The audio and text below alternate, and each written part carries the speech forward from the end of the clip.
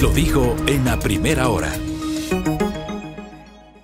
Muy bien, 7:48. Quiero darle continuidad a lo que generamos en el comentario sin rodeos hace minutos, que fue una opinión crítica sobre la decisión de la Administración de Justicia de sentenciar a Mayra Salazar a 15 meses de privación de la libertad, lo que implicaría que Salazar recuperará su libertad tras acogerse a cooperación eficaz y procedimiento abreviado en marzo próximo. Y claro, llama la atención por todo lo que se nos ha dicho y todas las revelaciones que el país ha conocido desde diciembre a la fecha, cuando comenzó el caso Metástasis y luego vino la derivación del caso Purga. ¿Cuál es la opinión de Mauricio Alarcón, a quien le quiero agradecer por sumarse justamente a este espacio de noticias en esta mañana vía telemática? Él es director de la Fundación Ciudadanía y Desarrollo. Le saludamos, doctor, mi compañera Belkis Sánchez, y quien le habla, Fabricio Vela. ¿Cómo le va? Fabricio, buen día. Belkis, un abrazo de cumpleaños. Belkis, querida, esperando que sea un buen año de vida.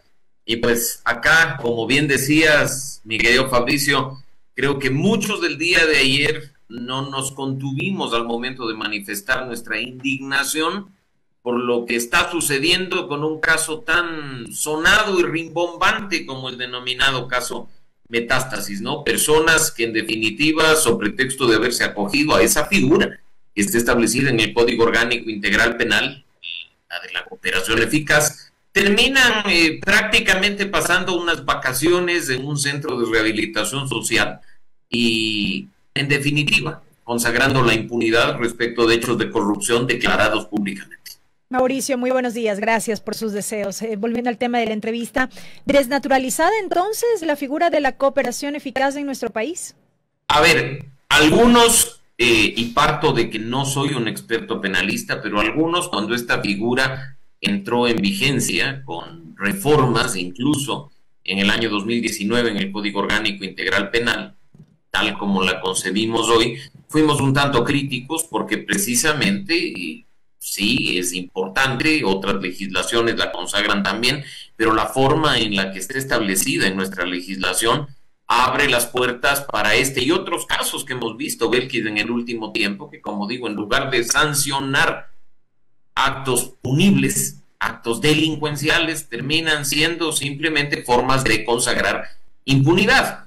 Imagínate lo que es después de todo lo que nos han dicho de la señora Salazar, que ha estado pues en ir y venir en cuanto a hechos de corrupción durante los últimos meses. Ahora, en definitiva, pues pasará en un centro de rehabilitación social, y no digo en cuál, porque además han solicitado cambio, por unos pocos meses.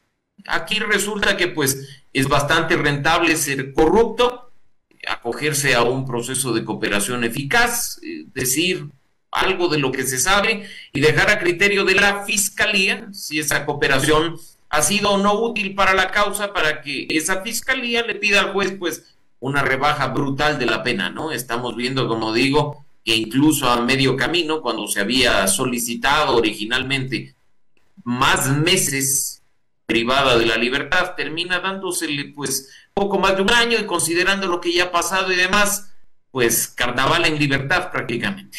Claro, porque sí, al final uno entiende que el Código Orgánico Integral Penal establece herramientas como el procedimiento abreviado y la cooperación eficaz.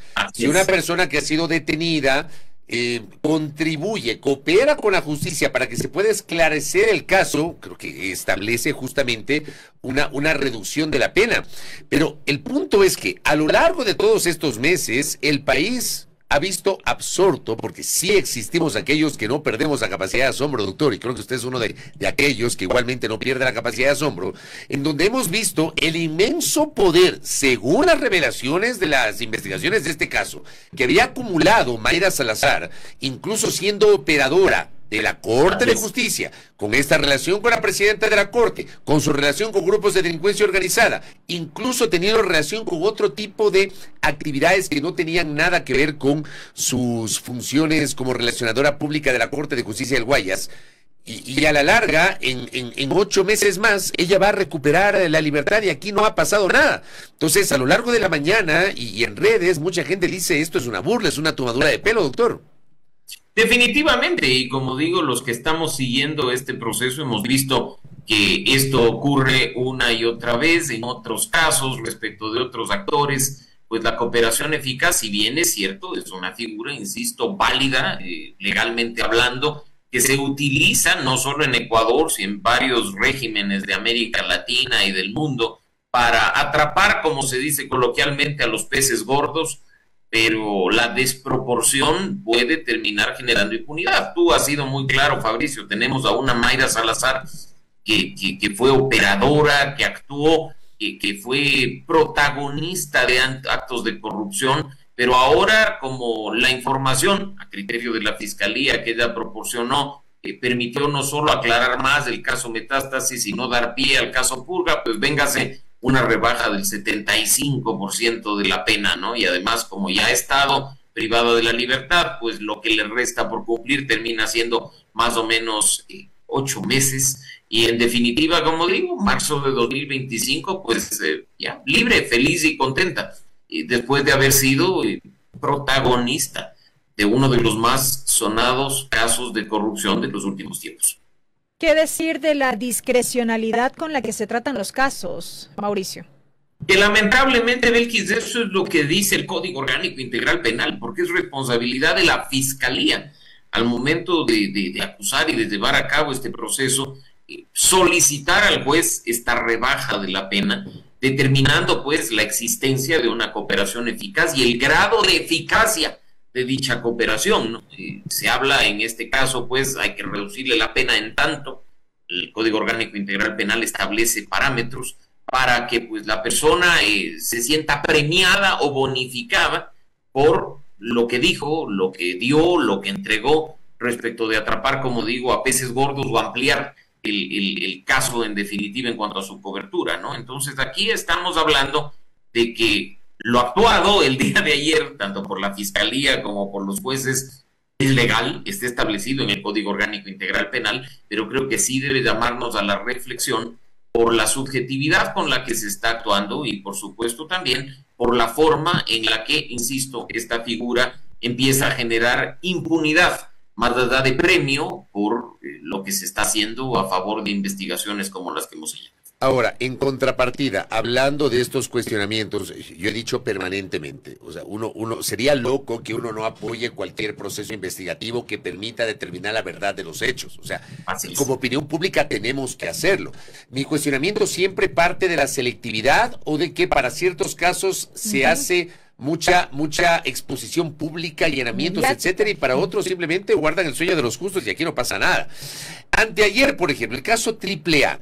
La manera como se generaron allanamientos, que ayer Aquiles Álvarez dijo, al final no fueron allanamientos, tocaron el timbre y pidieron documentos. O sea, eso dijo Aquiles Álvarez, pero lo presentaron como allanamientos. Y luego esta puesta en escena de esta gráfica para presentar el caso AAA con las dos A's ahí de Aquiles Álvarez y Antonio Álvarez, porque no hay que ser un experto en analizar semiótica de la imagen para entender que se referían a Aquiles y Antonio, los hermanos Álvarez, en el medio una torre esta de hidrocarburos y arriba una llamita que correspondía a esta parte del logo de Revolución Ciudadana que ya lo eliminaron ayer mismo. Y la bandera de Guayaquil. Y la bandera de Guayaquil, que también es otro tema que hay que cuestionar.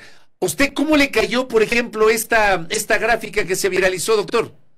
Mira, no es la única, Fabricio. Yo creo que aquí hay que hablar de la importancia, sí, de visibilizar casos que podrían corresponder a actos de corrupción respecto de espectacularizarlos, ¿no? Si bien es cierto, una institución como la Fiscalía hoy, hace 5 años y hace 10 años, siempre ha actuado con una vena política y con una línea específica, pues llegar a estos extremos creo que es algo que en nuestro país no se ha visto. Bautizar los casos no está mal, por supuesto, se denominan los casos en función de ciertos hechos o en función de ciertas personas involucradas. Se lo hace en Ecuador y se lo hace en el mundo entero, pero llegar a este tipo de espectacularidad con una clara intención de generar daño y también, bueno, del otro lado, generar morbo y fascinación por parte de aquellos que aplauden la espectacularización y por supuesto la discrecionalidad en ciertas actuaciones, creo yo que es nefasto, ¿no? Como tú bien dices,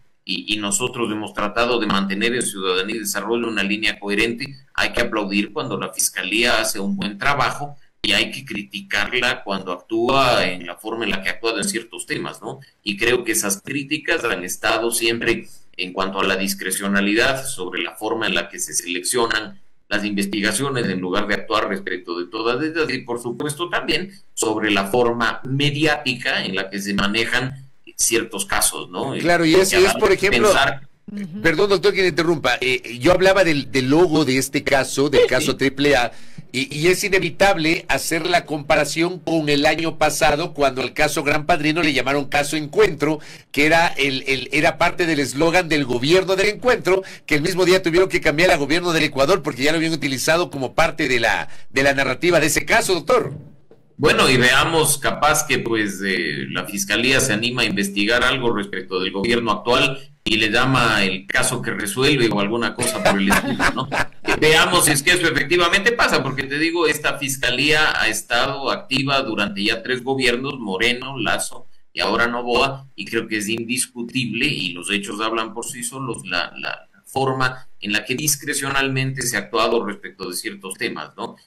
Manejando los tiempos de las investigaciones, manejando los tiempos de la activación de los procesos, lo cual creo que no le sienta bien al país dentro de esa necesidad de fortalecer las instituciones. Peor ahora, Fabricio, que como tú sabes, en agosto, en muy pocos días, debería empezar el concurso público para designar al reemplazo de la señora Salazar al frente de la Fiscalía, ¿no? En abril de 2025 culmina el periodo para el que fue designada, y hay que tratar, y al menos creo que vemos algunos sectores que haremos vigilancia y seguimiento del concurso, que el resultado del mismo garantice una autoridad independiente, que cumpla rajatabla con la norma y que no esté simplemente haciendo cuestiones con vena, con sesgo o con quién sabe qué otros intereses. Oiga, usted me leyó la mente, porque esa era mi siguiente pregunta.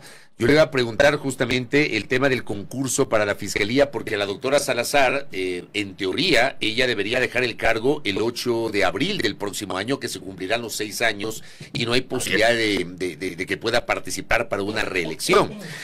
La semana anterior se generó una polémica, yo lo comenté acá en este espacio, porque se difundió un borrador de proyecto de reglamento, aparentemente elaborado por el consejero Augusto Verduga. Todavía no es un documento oficial, pero ya saltaron algunas alarmas sobre algunos mecanismos incorporados allí. Desde Fundación Ciudadanía y Desarrollo, ¿ustedes tienen una posición sobre ese proyecto de reglamento o sobre lo que se está cocinando en el Consejo en este rubro? Mira, Fabricio, no es solo respecto de este proyecto de reglamento, sino sobre todas las normas que expide el Consejo de Participación Ciudadana para cada concurso público.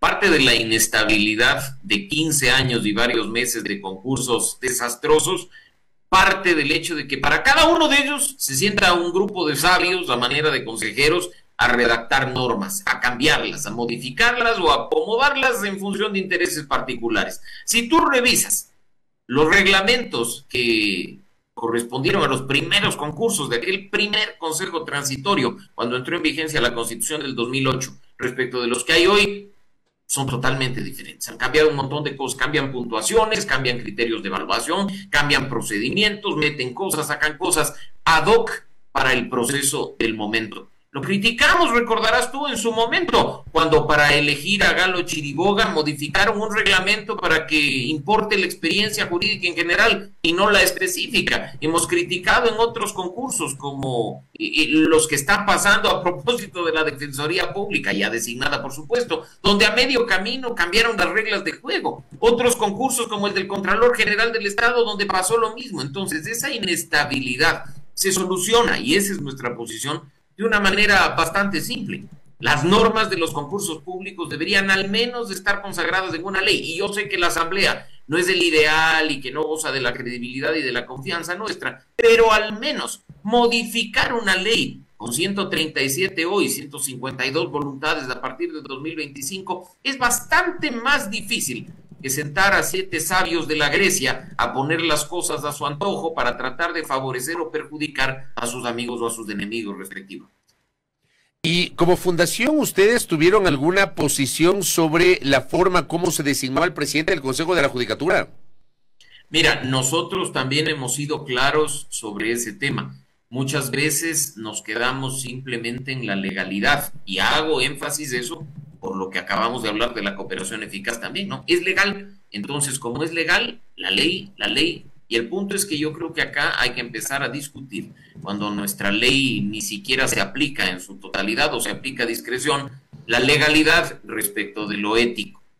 ¿Es legal lo que ha sucedido? Por supuesto que sí. La reconsideración, la actuación, la designación está enfrascada, enmarcada en la ley y en las normas que rigen el Consejo de Participación. ¿Es ético actuar por parte de algunos consejeros como actuaron en este caso, cambiando de criterio en cuestión de pocas horas? Definitivamente no. Así es que acá en este país, con una normalización de la corrupción tan alta como tenemos, con una forma en la que además elevamos a condición de héroes nacionales o de mesías a ciertas personas y con la misma rapidez los revolcamos en el lodo, hay que empezar a analizar la ética y la integridad más que simplemente las cuestiones legales. Doctor Alarcón, gracias por el tiempo, valoro su gentileza de haberse enlazado con nosotros en esta mañana, que tenga un buen día. Muchísimas gracias, Fabricio, y Belkis, espero que los festejos de hoy sean como corresponde. Que así sea, el día va bien en todo caso. Gracias. Excelente. Gracias, Mauricio. Jueves. Gracias, propio. Mauricio Alarcón, director de la Fundación Ciudadanía y Desarrollo, con su postura crítica en torno a lo que ha pasado ayer como parte de esta sentencia derivada de un proceso de cooperación eficaz y procedimiento abreviado a favor de Mayra Salazar. Digo a favor porque al final es una sentencia reducida. Primera plana. Todas las noticias, todas las voces.